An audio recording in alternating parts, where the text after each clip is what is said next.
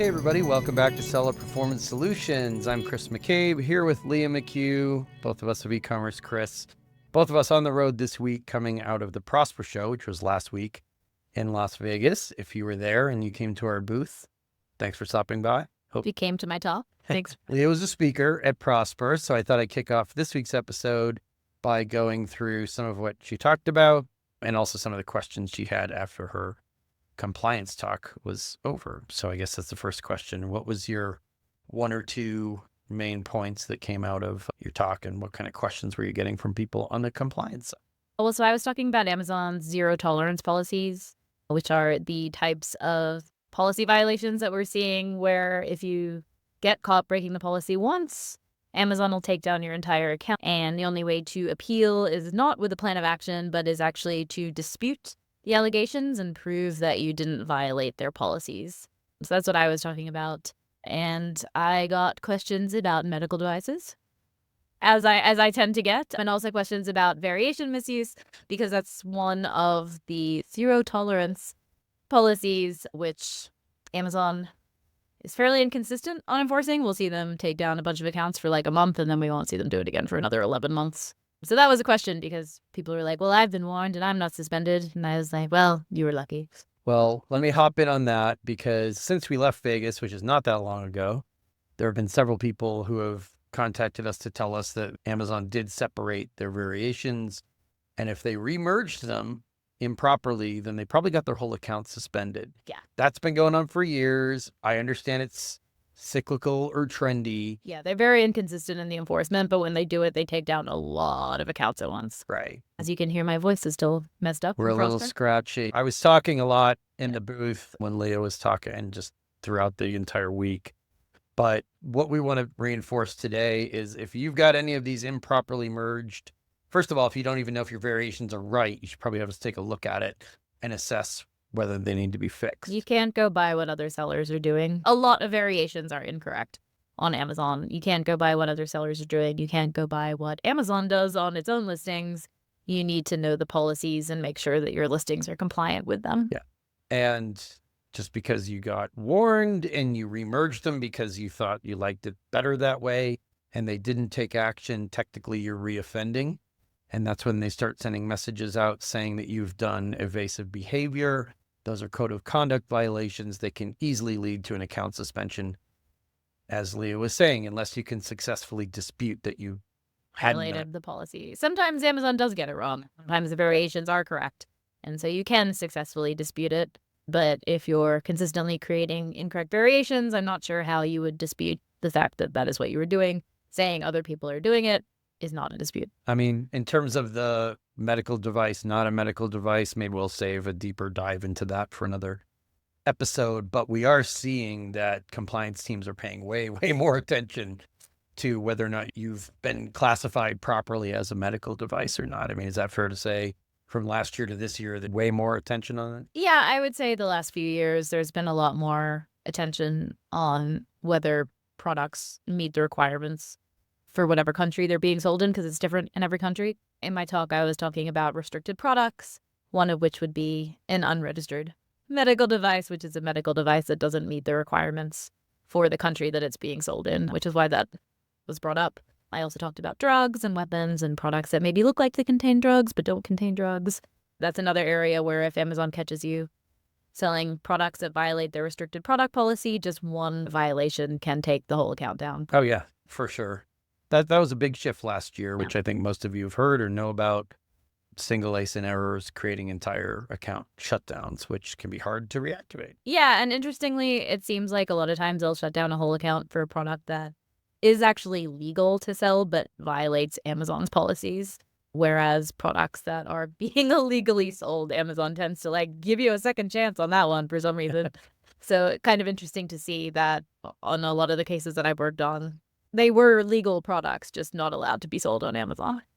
We've seen many disasters in waiting. I'm laughing. I'm not really laughing. I'm laughing just at the absurdity. It's cry laughing. We've seen some crazy things.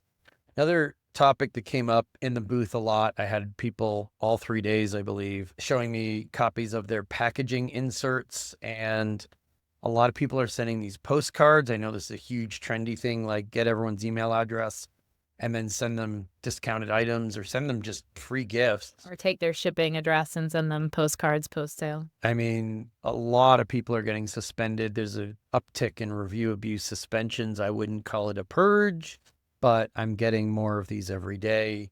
And the postcard stuff where, well, we're going to get your email address. We're going to send you a bunch of free stuff.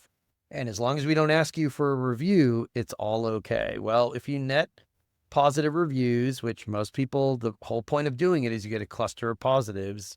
Whether or not you explicitly say we want you to leave a positive review doesn't really matter anymore. If you're getting a bunch of reviews and your competitors can easily buy from you, grab your insert, screenshot it, put it in front of abuse prevention teams, there will be people threatening to suspend your account if it hasn't been suspended already. And the postcards are also violating code of conduct. You're not supposed to be using Amazon's customer data, like shipping addresses, for anything other than fulfilling orders. And I think everyone knew that, and it's just not really been enforced in a heavy-handed manner. But can you really afford to just wait until Amazon flips the switch and then deal with some of the appeals that we've been working and talking to some really large brands that are up against it right now? And it's really difficult to dispute your sales funnel as a valid funnel if Amazon's taken it apart, whether they got screenshots or they found it on their own. They've taken it apart and they've decided that you're giving stuff away. Most of the ones I've seen, it's not that there are 5 stars across the top of the insert, and it's not that they say the bad phrasing like, if you have a problem, contact us. If you don't have a problem, leave us a review. That's the old style stuff. These are just people giving product away and thinking that that's going to work if they don't ask for a review. I don't know why that continues to permeate the space. I don't know why that's still up for debate, but it's causing problems. This is also something we discussed at Prosper. I think a lot of sellers think that, oh, well, like, how would Amazon even know? Anybody can buy your product. And chances are your competitors are looking for something to report you on. A few years ago, somebody from the FTC bought a product on Amazon and then reported that seller for violating FTC regulations. You need to remember that anybody can buy your product. Anybody can enter your funnel. Those people can report you to Amazon, to the FTC, to whomever. It's not just somebody at Amazon doing a test buy on your product, which I understand doesn't happen very often. But it's very easy to find and report you for stuff like this because these are public funnels that anybody can get into. Right. I think what's happening, and I said this on a couple other videos we had on YouTube, people go to events or conferences or shows or whatnot, and it's presented as a compliant way. They never talk about how anyone can buy from you and report it. As long as it's valid, it doesn't matter if it's from a competitor. I've seen a lot of brands saying this is a competitor attacking us. If they're reporting you for abuse and it's valid and you did break policy, it doesn't matter if it's from a competitor or not. If you want to turn around and accuse them of breaking the same policy, go ahead. Buy from them, do exactly what they did to you, but that cancels you both out. If you're violating a policy, it doesn't matter how you were caught. Yeah. And another thing that came up a lot in our booth at the Prosper Show, resellers, I know you're having an extremely difficult time getting suppliers verified, getting invoices accepted. People were trying to show me copies of invoices right there in the booth and links to the supplier's website. Suffice it to say that it's become very, very clear what Amazon wants from you and what they consider a verifiable supplier. The website has to make it look like they're an authorized distributor of the brand, or you're buying directly from the brand. I mean, that's great. You have a relationship with the brand. Have them put you on their website as an authorized reseller or distributor. If you're buying from an authorized distributor, provide Amazon with a link to the brand's website showing that it's an authorized distributor. But please stop trying to finesse this. Or I had a couple people come by the booth who said, well, all we have is invoices. We can't show supplier invoice to show where the supplier got it. We don't have a letter of authorization or an LOA. We don't have what Amazon's asking for, but we want to write a strong POA. I mean, that's ancient history. It has nothing to do with the pickle you're in and how to get out of it. This is a black and white landscape. You either have the documentation that they want, or your supplier is playing ball with you. If your supplier, first of all, if you're not even suspended yet, you can stop sourcing from these people if they won't provide a letter of authorization or if your supplier's being cagey about where they got the product, sever all ties with them now if you plan to sell any of their stuff on Amazon. We've also seen Amazon, even in their own responses, saying your POA is fine, but until you get better documentation, we're not going to reinstate. Yeah. This is dated info. I understand people are scraping info off the internet about writing POAs, 18-month-old info. We're in a completely new universe now with what kind of supply chain documentation they're going to accept. I mean, I guess the silver lining is it's becoming increasingly clear and a lot less muddy what they'll take. The real problem is if you don't have what they're going to take, then they will write you messages. We saw one the other day that simply say, I get what you're saying. You don't have what we need. We can't reactivate you until you have what we need. And definitely don't continue to submit these appeals. Somebody showed me like 20, 30 appeals. You're just wasting time. You're burning appeals. Burning bridges if you're escalating it badly. You're burning escalation paths. You're only hurting yourself by just desperately flailing around. I mean, none of that's going to get your business back. So those are the key points in some of the Q&A I had in the booth. Any other topics come up with compliance issues? Well, it sort of kind of follows on from what you're saying. Only give Amazon what they're asking for. If you don't have what they're asking for, don't just give them a whole bunch of other documents and hope that that will push it through. A lot of times, if you give Amazon more information than they're asking for, it can actually get you into more trouble, which is also what I was talking about. If you submit a plan of action where Amazon hasn't asked you for a plan of action, that actually can make it more difficult to get you reinstated because they're asking you to prove that you haven't violated a policy and you've just sent them a plan of action telling them exactly how you violated their policies and how you won't do it again.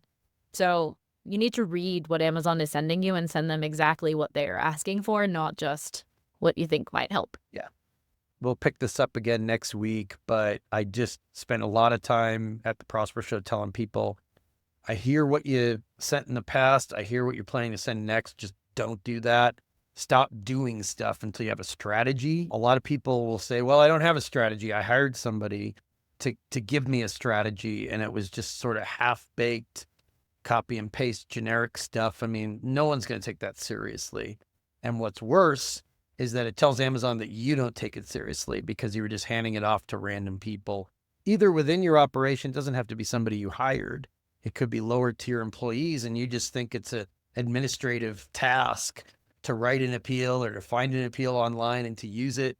All of this trumpets this message to Amazon that you don't know what you're doing, or you don't know how to handle a suspension, or that you don't really care. And I don't think that's the message you want to send. So we will catch up with you next week when we're off the road, and hope you have a great week and weekend.